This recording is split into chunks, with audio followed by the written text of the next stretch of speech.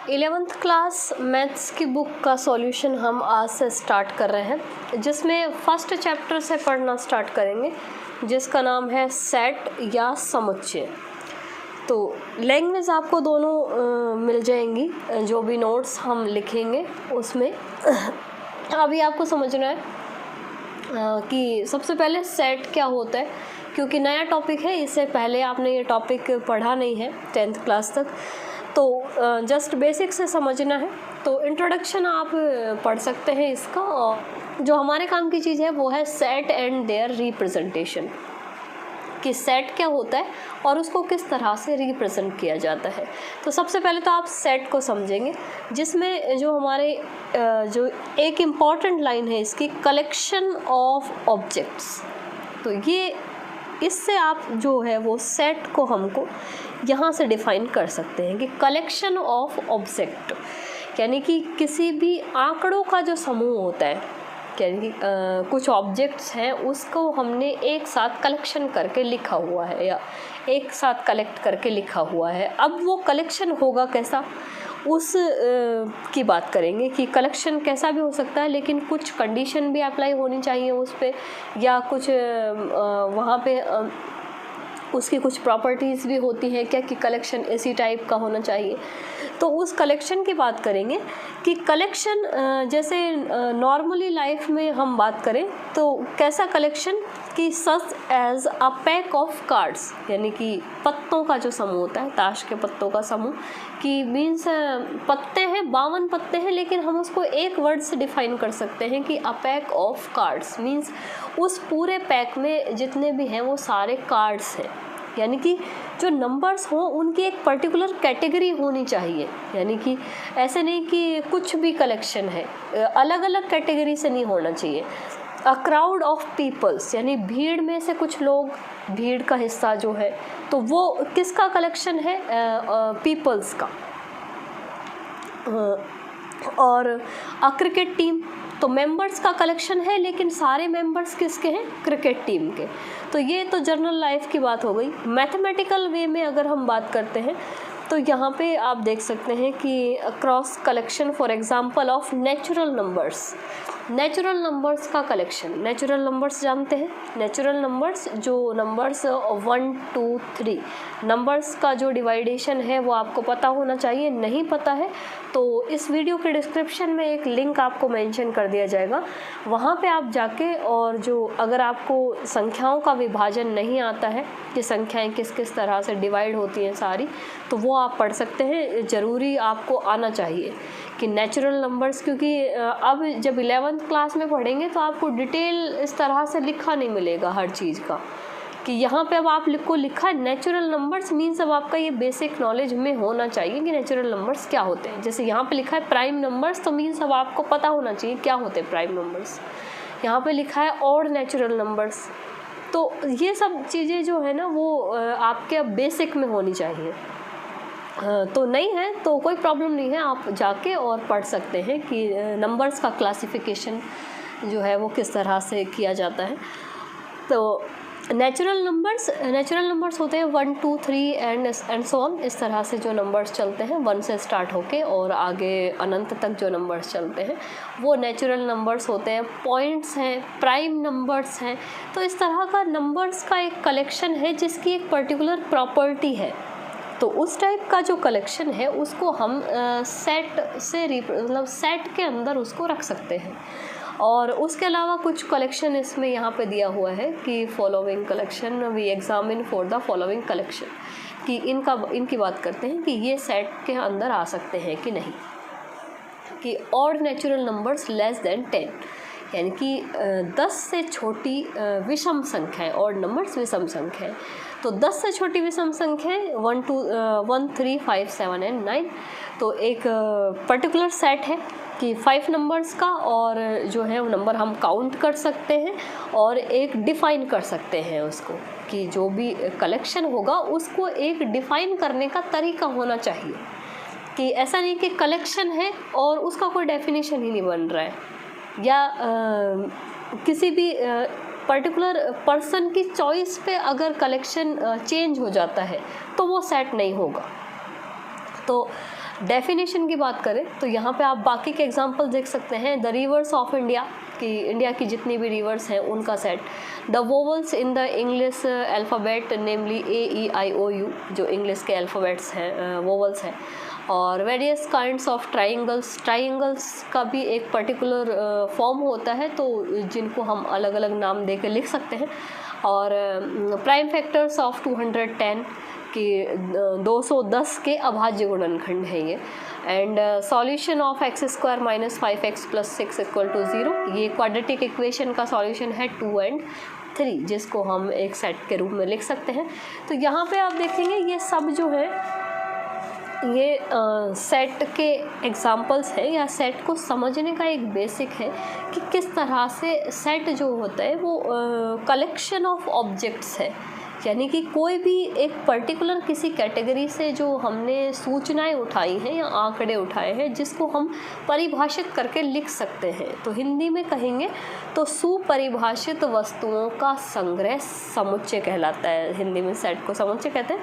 तो डेफिनेशन आप लिख सकते हैं कि समुच्चय क्या होता है, सुपरिभाषित वस्तुओं के संग्रह को समुच्चय कह सकते हैं। या इंग्लिश में हम बात करें तो a set is a well defined collection of objects, कि ऑब्जेक्ट का वेल डिफाइंड कलेक्शन होना चाहिए, सुपरिभाषित होने चाहिए, मीन्स जिसको डिफाइन किया जा सके। तो अभी ये तो डेफिनेशन हो गई कि well defined collection of object is said to be a set. और जो अब हम इस चैप्टर के अंदर जो सेट पढ़ेंगे, या इसके अलावा जो हम सिलेबस के अंदर सेट पढ़ेंगे, उसके लिए यहाँ पे जो है, अब आप क्लासिफिकेशन आपको नहीं पता है तो यहाँ पे आप नोट कर सकते हैं क्लासिफिकेशन नंबर्स का, कि n जो है, द n से डिनोट करेंगे हम set of all natural numbers. अब नेचुरल नंबर्स क्या होते हैं वो आप देख लेना वीडियो में जाके। और z है, z को नेचुरल नंबर्स यानी प्राकृत संख्या है। z को रिप्रेजेंट करेंगे हम सेट ऑफ ऑल इंटीजर्स से, यानी कि पूर्णांक से। और q है set of all rational numbers, यानी परिमेय संख्याएं। And r is a set of real numbers, वास्तविक संख्याएं। z plus positive integers and q plus positive rational numbers, r plus positive real numbers. तो इस तरह से ये जो नोटेशन है ये हमारे काम आएंगे अब जो आगे का हम सिलेबस पढ़ेंगे उसमें। तो अब ये चीज़ें जो हैं वो आपके माइंड में होनी चाहिए कि नेचुरल नंबर्स का सेट है, यानी कि जो नंबर्स हैं वो 1 से स्टार्ट होंगे और इनफाइनाइट तक ये नंबर जो है वो आगे जा सकते हैं। z इंटीजर्स का सेट होता है, यानी पूर्णांक, जिसमें सारी की 0 होता है, प्लस वाली संख्याएं होती हैं सारी, और माइनस वाली भी, जो पूर्णांक होते हैं वो, यानी कि कंप्लीट नंबर, पॉइंट में नहीं होगा। और q जो है वो रेशनल नंबर, यानी u/v या p/q में जो नंबर्स लिखे जा सकते हैं, यानी पॉइंट्स वाले जो नंबर्स होते हैं, और उसके अंदर ये बाकी के नंबर भी आ जाते हैं। तो ये जो नोटेशन है इसको आपको याद करना है कि किससे कौन सा सेट रिप्रेजेंट होता है, और जो डेफिनेशन वो set is a well defined collection of object. अब बात करते हैं रिप्रेजेंटेशन की। तो रिप्रेजेंटेशन में किसी भी सेट को रिप्रेजेंट करते हैं कैपिटल अल्फ़ाबेटिक लेटर से। जो भी अल्फ़ाबेट के कैपिटल लेटर्स होते हैं वो सेट को रिप्रेजेंट करने के काम आते हैं।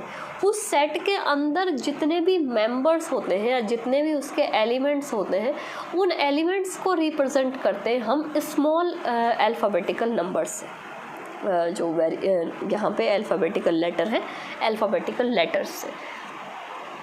तो कैपिटल से रिप्रेजेंट होगा सेट, एंड स्मॉल लेटर से रिप्रेजेंट होंगे उसके अंदर के जो भी ऑब्जेक्ट हैं या जो भी उसके मेंबर्स हैं वो रिप्रेजेंट होंगे स्मॉल लेटर से।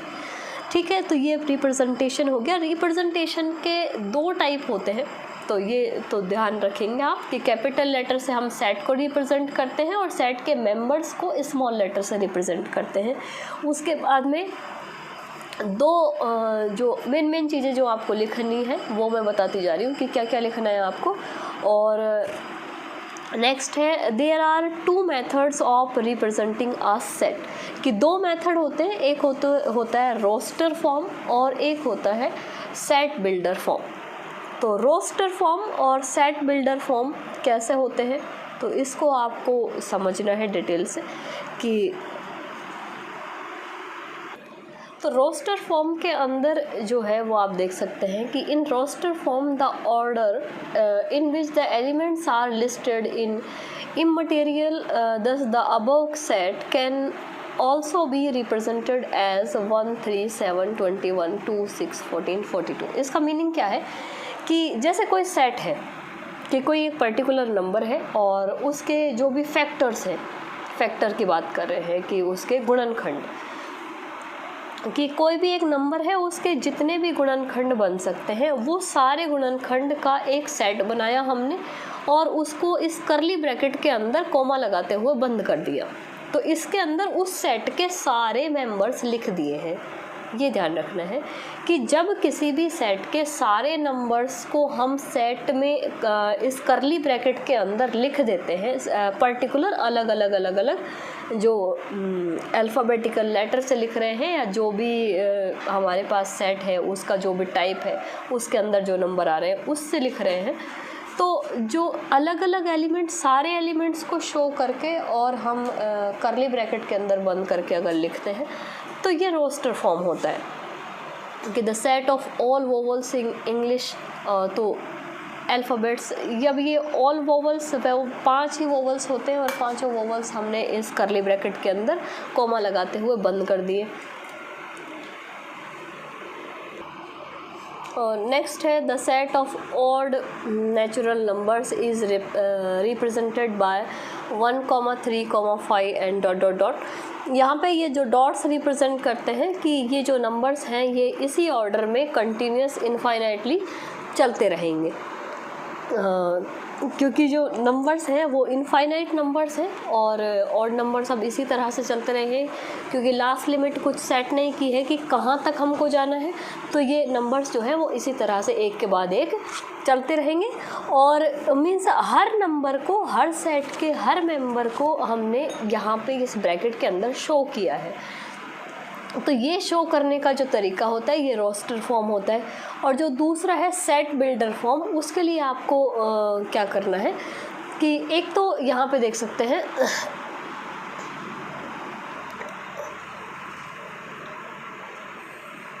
कि अगर किसी सेट के लेटर्स हैं, उन लेटर्स का सेट बनाया तो यहाँ पे जो इनका जो क्रम है वो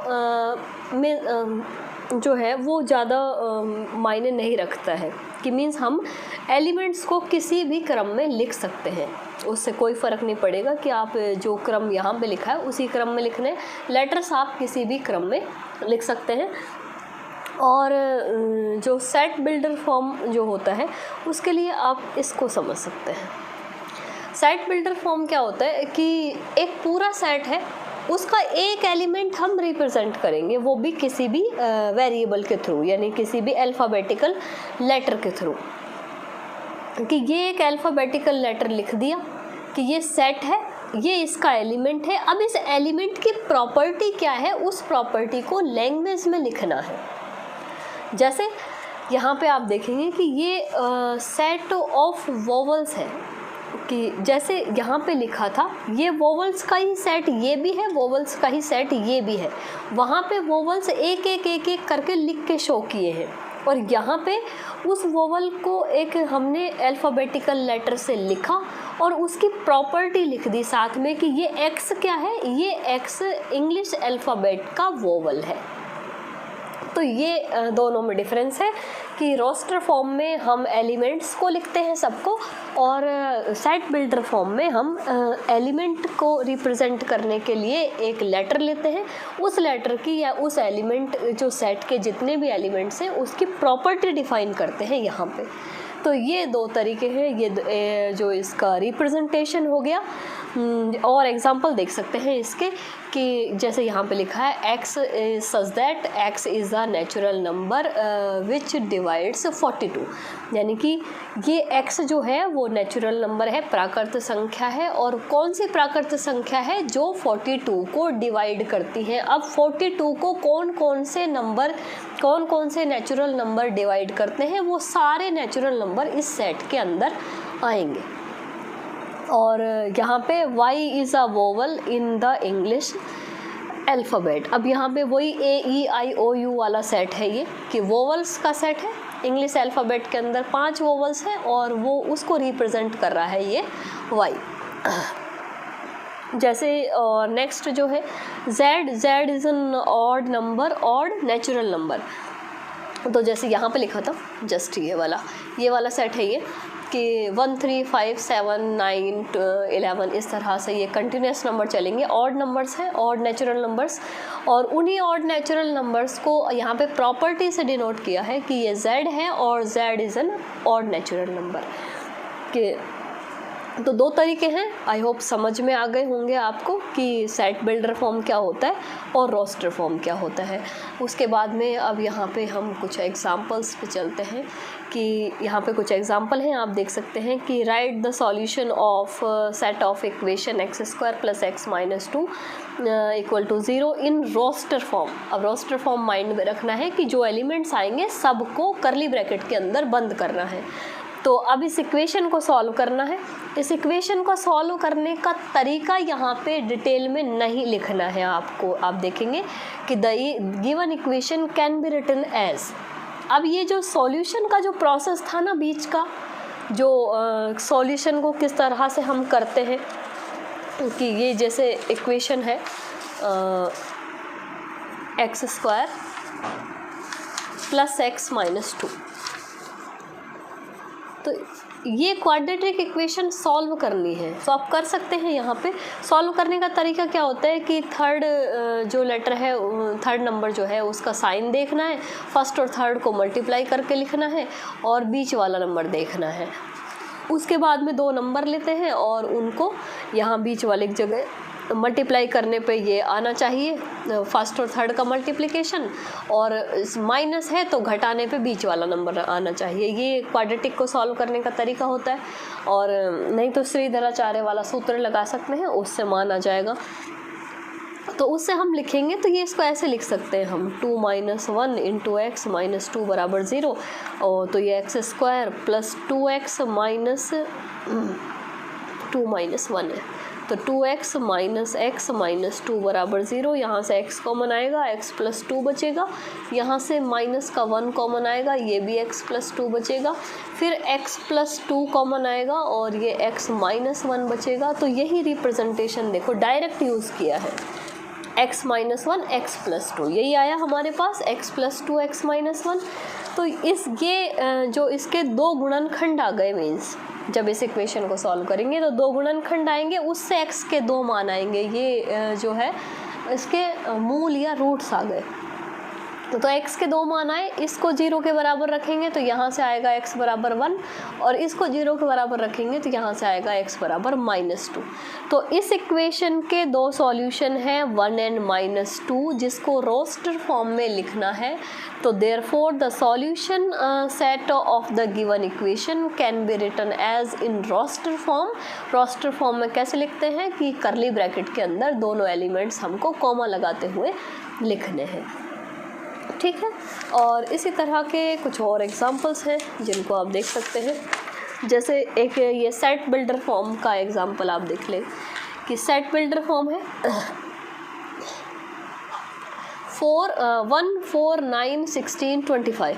अब आप ये देखेंगे तो ये स्क्वायर्स हैं, जो नंबर्स होते हैं जितने भी नेचुरल नंबर्स के स्क्वायर हैं ये। तो नेचुरल नंबर्स के स्क्वायर्स का सेट है ये। अब इसको लिखना किस में, ये रोस्टर फॉर्म लिखा हुआ है, आप देखेंगे कि सारे एलिमेंट्स लिख रखे हैं इसने, मतलब रोस्टर फॉर्म लिखा हुआ है। ये कह रहा है कि इन सेट बिल्डर फॉर्म, कि सेट बिल्डर फॉर्म में आपको लिखना है। तो इसी सेट को वापस से हमको कैसे लिखना है कि एक अल्फ़ाबेटिकल लेटर लिखेंगे।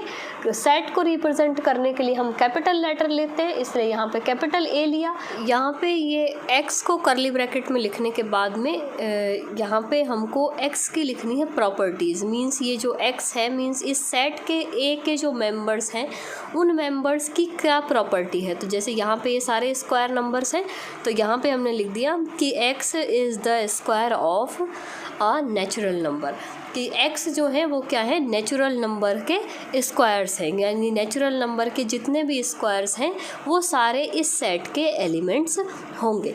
और अल्टरनेटिव मेथड है कि हम इस तरह भी लिख सकते हैं कि a इक्वल टू ये करली ब्रैकेट और स्मॉल x यानी कि a के मेंबर्स, और उन मेंबर्स की प्रॉपर्टी क्या है कि x equal to n square where n belongs to n। ये बिलोंग्स टू का साइन है, इसका मतलब ये n जो है वो नेचुरल नंबर के सेट में से जो नंबर्स आएंगे वो सारे जो नंबर्स हैं वो यहाँ पे हमको लेने हैं।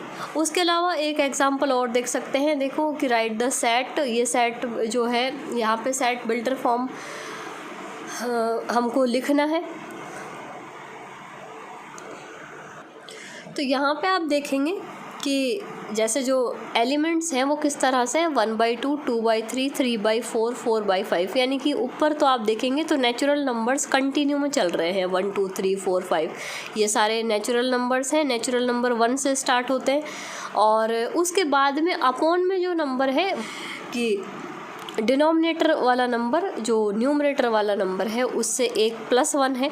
तो अभी इसको लिखने का देखो क्या तरीका है, यहाँ पे इसने लिखा है कि अब इसको लैंग्वेज में लिखना थोड़ा सा मुश्किल है, तो यहाँ पे जो ये सेकंड वाला अल्टरनेटिव मेथड था वो यूज़ करेंगे कि जो सेट A है वो क्या है, x का सेट है और where x equal to n upon n+1 where n is a natural number. और कहाँ तक जा रहा है ये सेट, अब इन्फिनिटी कंटिन्यू नहीं चल रहा है, वो भी आप ध्यान रखेंगे कि कोई अगर सेट कंटिन्यू चल रहा है मीन्स जैसे डॉट डॉट डॉट लगे हुए हैं, इसका मतलब ये सेट कंटिन्यू चलता जाएगा। तो हम नेचुरल नंबर लिख के और छोड़ देंगे कि जो नंबर है वो नेचुरल नंबर से बिलोंग कर रहे हैं या किसी और सेट से बिलोंग कर रहे हैं। लेकिन यहाँ आप देखेंगे कि नेचुरल नंबर से बिलोंग तो कर रहे हैं लेकिन कहाँ से, लास्ट 6 तक, कि लास्ट 6 तक इसके न्यूमरेटर में नंबर्स हैं और डिनोमिनेटर में एक +1 है, तो उस हिसाब से ये +7 हो गया। तो इसका मतलब जो नेचुरल नंबर है वो भी इस सेट में कहाँ से कहाँ तक आएंगे, 1 से लेके 6 तक। तो हम कंडीशन लिखेंगे कि n is a natural number and 1 is less than equal to n and less than equal to 6। इसका मतलब n का जो मान है वो 1 के बराबर और 1 से बड़ा और 6 के बराबर या 6 से छोटा है। ये लेस देन इक्वल टू का साइन ये आपको पढ़ना या समझना आना चाहिए कि इसका मीनिंग क्या है, कि n का मान इसका ये बराबर का चिन्ह है, इसका मतलब बराबर भी है और 1 से बड़ा है। उसके अलावा बड़ा कहाँ तक है, तो यहाँ पे देखेंगे कि n का मान 6 के बराबर और 6 से छोटा है, इसका मतलब 1 से और 6 तक। तो इस तरह से हम कंडीशन लिख सकते हैं इसकी। और इसके जो एग्ज़ाम्पल हैं वो आप देख सकते हैं कि यहाँ पे आप देख लेंगे कि जैसे ये कुछ एग्जांपल्स लिख रखे हैं, अब इनको यहाँ पे मैच करना है कि कौन सा किस से मैच होगा। तो वो आप यहाँ पे देख के और अपने आंसर ज़रूर, यहाँ पे सॉल्यूशन वैसे लिखा हुआ है, बाकी एक बार खुद से करें और खुद से इनको सॉल्व करने की कोशिश करें कि कौन सा किस में, बिना विदाउट सॉल्यूशन देखे आपको कि समझ में आता है कि नहीं आता है, कि कौन सा किस तरह से सेट बिल्डर फॉर्म में लिखा जा सकता है। तो इस तरह से ये आज का हमारा जो लेक्चर है वो कंप्लीट होता है, जिसमें हमने सेट डिफ़ाइन कर लिया, प्रॉपर्टीज़ पढ़ ली और सेट को किस तरह से, जो 2 टाइप्स हैं सेट लिखने के, वो दोनों टाइप किस किस तरह से लिखते हैं। और नेक्स्ट जो है इसकी एक्सरसाइज है, एक्सरसाइज 1.1। ये एक्सरसाइज आप आराम से देख सकते हैं और इसके क्वेश्चंस अब बुक आपके पास होगी, नहीं है तो फ़िलहाल आप इसी में से देख के इन क्वेश्चंस को एक बार नोट करें और इन क्वेश्चंस के आंसर्स लिखें सब, कि आप आंसर्स लिखेंगे इन सब के। ये देख लीजिए कि which of the following are set justify your answers, कि इनमें से जो ये यहाँ पे स्टेटमेंट लिखे हुए हैं इसमें से सेट कौन सा बनेगा और कौन सा नहीं बनेगा, मींस किसको तो हम सेट का एग्जांपल लिख सकते हैं और किसको नहीं लिख सकते हैं। तो इनके आप आंसर्स कमेंट करेंगे।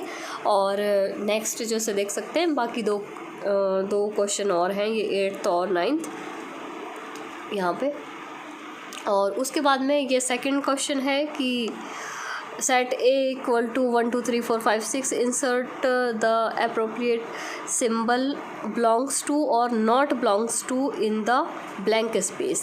तो यहाँ पे आपको ये देखना है कि वो जो अभी बताया था कि ये belongs to का साइन है और ये not belongs to, इसको क्रॉस कर रखा है, मीन्स not belongs to। तो belongs to इसका मतलब ये एलिमेंट इस सेट का है कि नहीं है। जैसे 5 इस सेट का एलिमेंट है तो यहाँ पे हम जो साइन लगाएंगे वो साइन लगाएंगे belongs to का, कि 5 तो बिलोंग कर रहा है इसको। जैसे 8 में देखेंगे तो 8 इस सेट का एलिमेंट नहीं है तो 8 जो है ये नॉट बिलोंग्स टू है। इस तरह से ये कंप्लीट करने हैं सारे क्वेश्चंस आपको। और write the following set in roster form. अब यहाँ पे देखो सेट बिल्डर फॉर्म लिखा हुआ है, क्योंकि एग्जाम्पल हम पढ़ रहे हैं अब, तो ये अब मैं डिटेल से नहीं बताऊंगी।